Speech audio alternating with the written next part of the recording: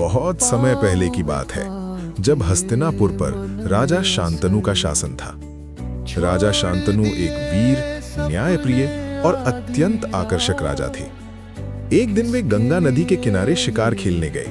तभी उनकी नजर एक अद्भुत सुंदर स्त्री पर पड़ी। वो स्त्री कोई और नहीं, स्वयं देवी गंगा थीं, जो मानव रूप में पृथ्वी पर आई थीं। राजा शांतनु पहली ही नजर में उनसे प्रेम करने लगे। उन्होंने गंगा से विवाह का प्रस्ताव रखा। गंगा ने मुस्कुराते हुए कहा, मैं तुमसे विवाह कर सकती हूँ, लेकिन मेरी एक शर्त है। तुम मुझे कभी भी किसी भी कार्य के लिए नहीं रोकोगे और ना ही मुझसे कोई प्रश्न करोगे। राजा शांतनु प्रेम में डूबे हुए बिना सोचे समझे उनकी शर्त मान गए। दोनों का विवाह हो गया और वे सुखपूर्वक रहने लगे।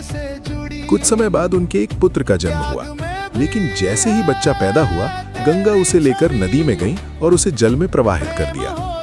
ये देखकर राजा शांतनु बहुत दुखी हुए, लेकिन अपनी प्रतिज्ञा के कारण चुप रहे। ऐसा ही 7 बार हुआ। हर बार गंगा एक पुत्र को जन्म देती और उसे नदी में बहा देती। शांतनु का हृदय टूट रहा था, पर वे वचन से बंधे थे। जब 8वें पुत्र का जन्म हुआ और गंगा उसे भी नदी में ले जाने लगी, तब राजा शांतनु खुद को रोक नहीं पाए। उन्होंने गंगा को रोकते हुए कहा, ये तुम क्या कर रही हो? तुम इतनी निर्दयी कैसे हो सकती हो? गंगा ने शांत भाव से उत्तर दिया, राजन, आपने अपनी प्रतिज्ञा तोड़ दी है, इसलिए अब मैं आपको छोड़कर जा रही हूं। लेकिन जाने से पहले मैं आपको सच्चाई बताती हूं। गंगा ने बताया कि वे 8 पुत्र वास्तव में 8 वसु देवता थे, जिन्हें एक श्राप के कारण पृथ्वी पर जन्म लेना पड़ा। गंगा उन्हें इस श्राप से मुक्त करने के लिए ही नदी में प्रवाहित कर रही थीं। ये 8वां पुत्र जीवित रहेगा, क्योंकि इसे लंबा जीवन जीना है, गंगा ने कहा।